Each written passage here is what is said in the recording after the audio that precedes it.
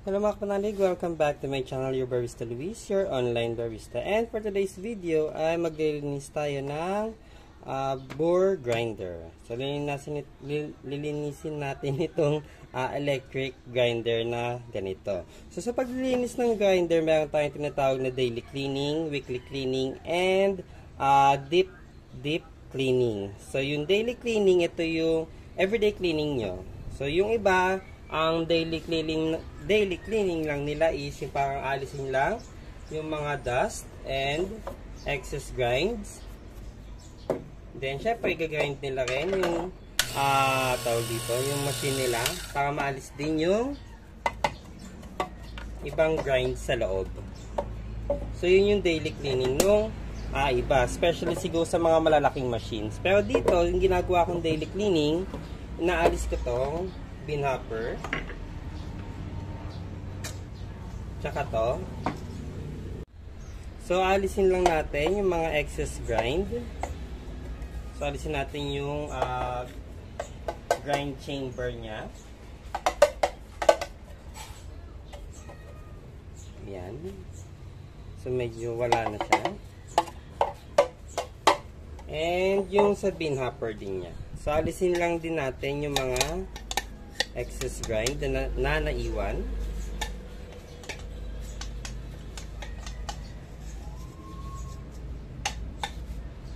So yan. And for the weekly cleaning, so sa weekly cleaning naman niya, itong hopper na to is binabasa naman siya ng warm water para ma-remove yung mga coffee oil na naiwan sa loob. Then ito rin. So binabanlian din ng warm water para matanggal din or maalis yung mga excess oil din na naiwan sa kanya. Okay? Then for the machine, usually kung may vacuum naman kayo, so for weekly cleaning, pwede rin nyo rin i-vacuum. Pero make sure na walang mabavacuum na parts nitong machine. Yun lang naman yung pag-iingatan natin. Okay? For the weekly cleaning. So yun. Okay? And for the deep cleaning, so itong deep cleaning, ginagawa naman siya depende sa usage nyo ng machine. Pwedeng once a month, every 3 months, or every 6 months. So sa deep cleaning, alisin natin siya ng buo. So itong bin hopper, itong grind chamber, babaklasin din natin itong grind collar niya, or yung grind adjustment knob, unscrew natin lahat, and pati yung pinakaloob. Okay. So ngayon, bago tayo mag-start sa deep cleaning natin, kung mapapansin nyo, iba na yung grind knob ko dito. So inalis ko na siya. Bakit ko siya inalis? Para mas makita ko or mas maka-grind ako na mas pino. Kasi kung ito lang, hindi siya napipihit na pinakasagad niya. Unlike pag ito na lang, kaya mo siya ipihit ng pinakasagad niya eh. Yan. Ito na yung pinakasagad niya. So, tinakay ko na itong pinakasagad niya, wala nang nalabas pag nag-grind ako ng pinakasagad niya rito. So, ina-adjust ko na lang siya.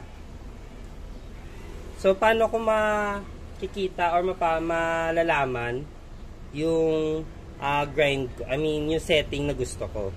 Kung nakikita nyo yung mga naka-usli na yan yung pinagbabasihan ko. So, bago ako mag-start, i-tighten ko muna siya.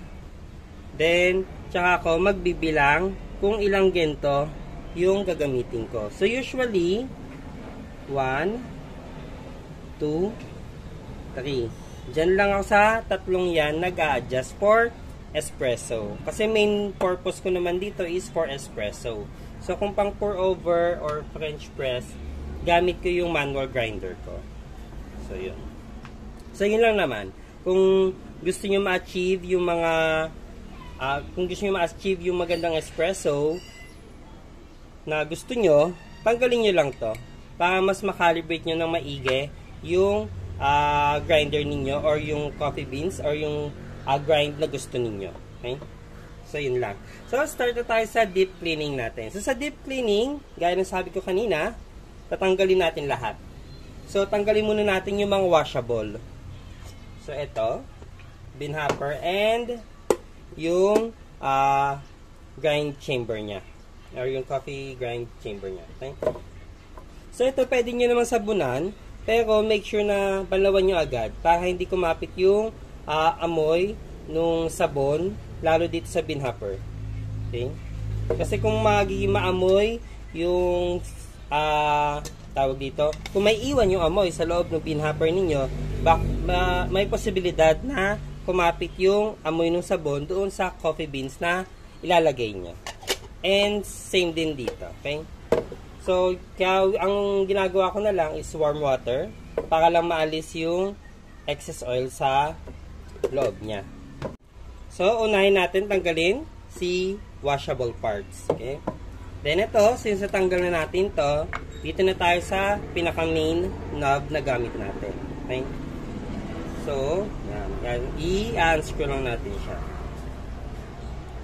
Pero, kung kayo nahihirapan sa pag-tawag dito, sa pag-adjust nitong knob na to, halimbawa, if ta-tighten nyo siya or ipa-fine nyo siya, then medyo mahigpit or hindi nyo siya ma-turn or maikot, i-on nyo lang yung grinder nyo, then tsaka nyo siya iikot.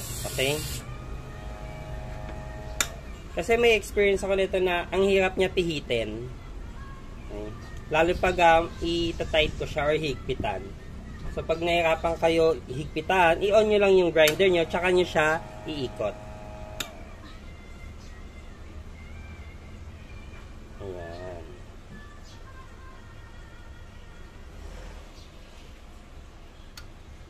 So, natanggal na natin yung pinaka-main knob. Pero, bago natin baklasin to, tanggalin muna natin sa saksakan. Ayan. Okay? Then, tsaka natin siya babaklasin mo.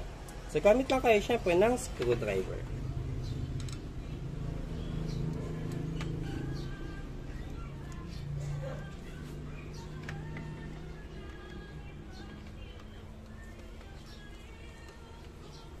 So, hawakan nyo lang ng mahigpit to kasi may spring to sa loob.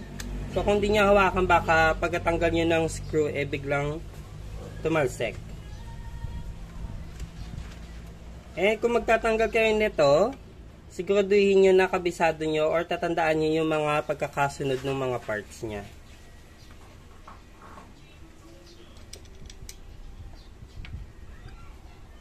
Yan.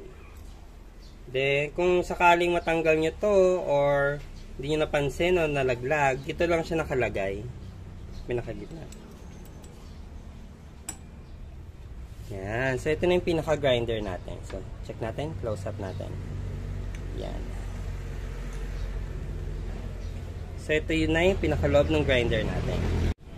So, kung mapapansin nyo sa pinakaloob niya, may mga grinds tayo itong nakikita. Yan. Yan pa, oh. Kaya kung mapapansin nyo, parang uneven yung grind nyo, baka ito yung sumasama doon. Kaya kailangan din talaga nating linisin siya sa loob. Okay? Kasi pag hindi, itong mga naiwan na grinds na to, baka sumama doon sa coffee beans nyo or sa grinded beans nyo.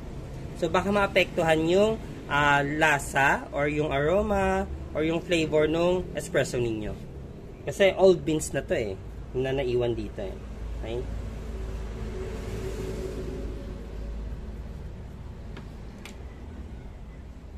Ayan, tanggalin na natin. Ayan, oh. So, yan. Kitang-kita nyo. Ito pa, oh. So, nakita nyo, naiwan dito yung coarse grind. And, naiwan dito yung fine. Yung pinakapino niya. Kaya, minsan, gumagamit ako ng vacuum para lang matanggal ko tong mga grind na naiwan dito. So, yan. Ganyan siya kadumi. Okay? So, brush lang natin siya. Oops. Baka ano nyo to itong parts na to. May extra naman siyang ganito. May extra naman siyang parts na ganito kung sakaling mawala nyo siya or what. Okay? So, ito yung medyo parang may lubricant. Tsaka tong spring. Okay? So, ito, hugasan lang natin itong dalawa. And, syempre, lalagyan lang ulit natin ng ito, ng food grade na lubricant. So, itong burr, wag nating babasain. So, ibabrush lang natin siya ng hard brush or nylon brush kung kaya siya. Then, sa pinaka sulok-sulok niya, gamitan nyo na lang ng toothpick. So, bago tayo mag-start linisin pa ulit, baklasin ko muna ito. Pero ito yung iba, hindi na binabaklas tong pinaka loob niyang burr. Kasi ito, mahirap ito tanggalin eh. So, binabrush na lang nila sa loob. Ganyan. Pero ako, gusto ko siya tanggalin.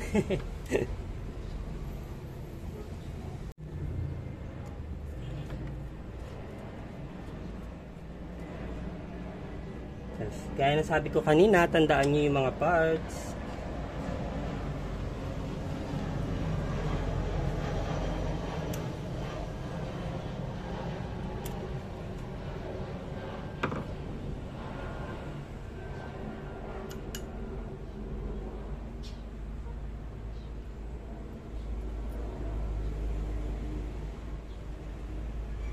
Yun. Okay. So, kita niyo yung loob. Ang linis, diba? So, syempre, gamitan lang natin siya ng ganito. Okay.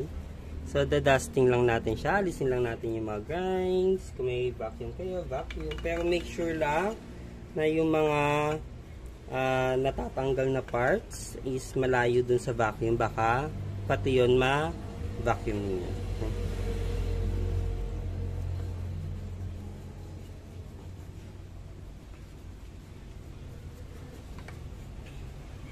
And sa paglilinis naman nito, may mga cleaning tablet naman na ginagamit. So mainly purpose lang naman ng paglilinis natin is ma-remove yung mga excess beans sa loob, I mean grinded beans. And syempre matanggal natin yung coffee oil sa loob. Kasi kung hindi, katagalan, magkukos ito ng hindi kaaya-ayang amoy or lasa na pwedeng sumama doon sa espresso na gagawin natin. Okay? So, pag natanggal na natin yan, kuha lang tayo ng malinis na towel. Yan. So, pupunasan lang natin siya. Okay?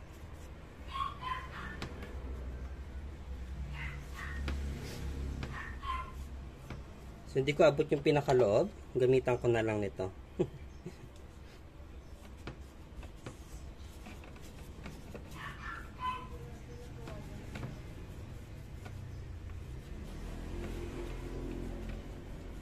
Yan.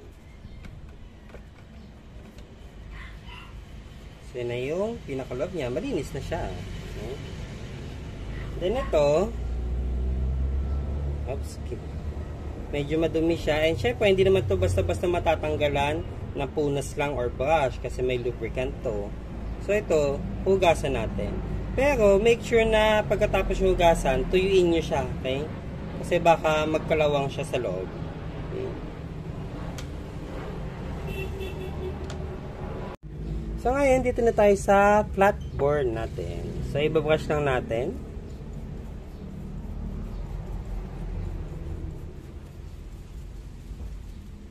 So, hindi siya kaya nung ganung brush. Yan. So, gagamit na ako ng nylon brush.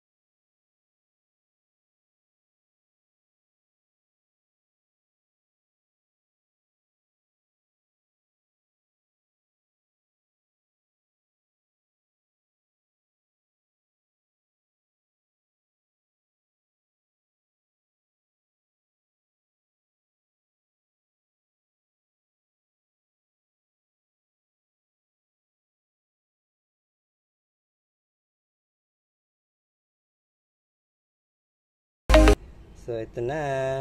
Ang di ko lang talaga malinis is ito nasa ano niya. Yun. So, lilinisin din natin. So, dito pinapasok ito dito sa itong part na yan. Ito. Yan. So, dyan siya nakapasok. Pag ikakabit nyo, ha. Kabila naman.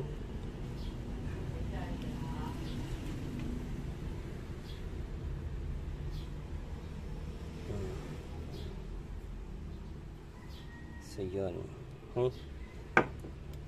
So, next natin, yung bore niya sa loob. Flat bore.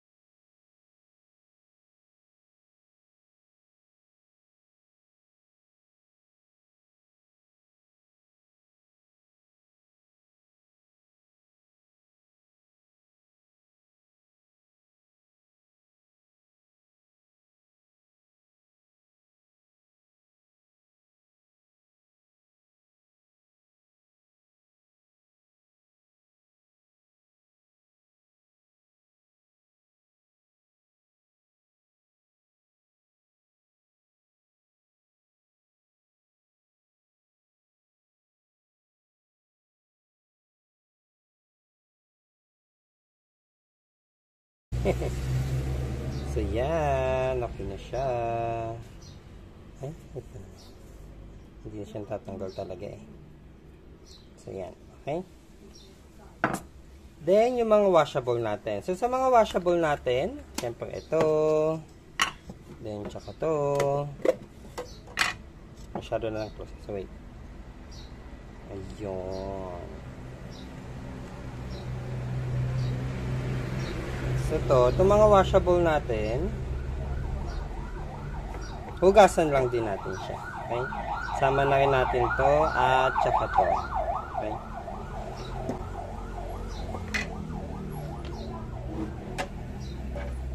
Then, ito, siguro ibabrush ko na lang tong adjustment knob niya.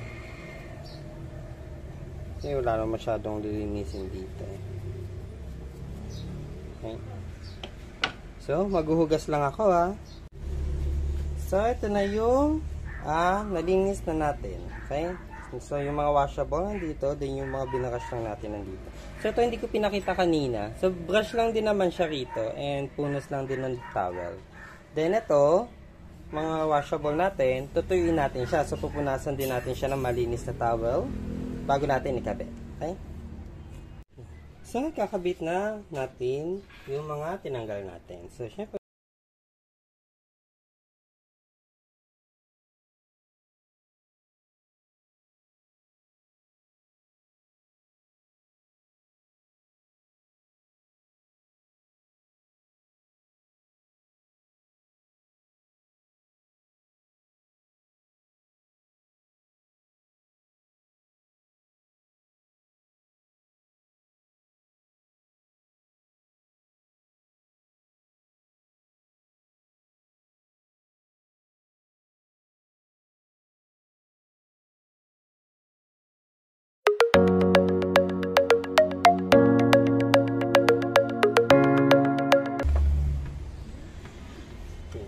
so, hawakan nyo lang din siya kasi malaban yung spring niya.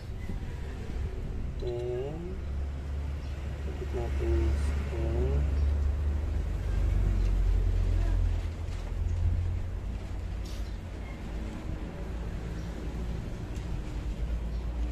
Huwag nyo kakalimutan yung food grade na lubricant doon sa spring tsaka doon sa maliit na mahabang bakal niya sa loob ha. Kasi nung binaklas ko, may lubricated talaga siya. So, baka nilalagyan talaga siya nun. Okay? So, may nabibili namang food grade lubricant online. So, may binili ako 10 grams lang na tube. So, yun lang naman. Okay?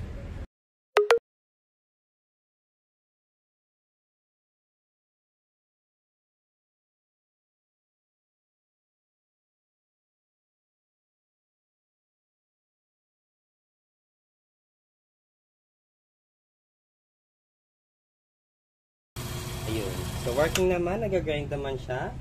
Then, luluwangan natin siya. Okay. So, ang gamit ko is for espresso lang. So, try ko muna ng mga tatlo. 1, 2, 3. Okay? Tatlong ikot lang. So, 1, 2, 3. Okay? Then, mag-grind tayo ng konting beans lang. For calibration na din.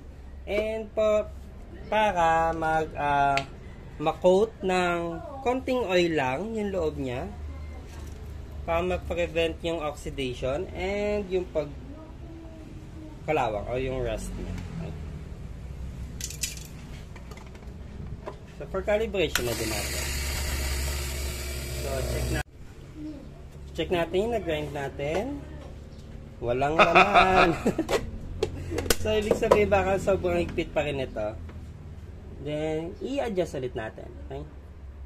So, isa, dalawa. Try natin ng adjust pang dalawa. So, sa pinaka-mahigpit, nag-adjust tayo ng 5.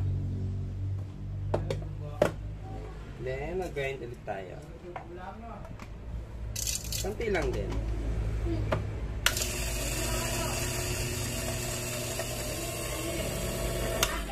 Meron na kaya siyang laman? Ayun, meron. Pero, yung laman niya, sobrang pino. Oh. Pansin nyo. So, adjust pa natin siya. So, sobrang pino nito. Isili tayo ng... So, naka-5 tayo, diba? 5. 1, 2. Okay, so, gawa muna tayo ng 7. Try muna natin. Okay? Nga pa lang pag ganyan. So, wala naman nalabas. Ngayon, ulit tayo ng bahagya.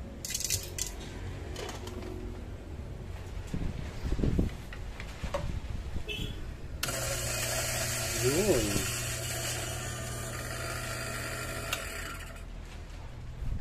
Kita nyo yan. Yan na siya. Okay? So, pwede na to. Pwede na siya for espresso. So, kung medyo napipinuhan pa din kayo, i-adjust na lang ulit. Okay? So, ang adjust naman, pwedeng isa or pwedeng dalawa. So, depende sa inyo. Kaya, okay lang din na konting-konting beans lang. So, for calibration lang din.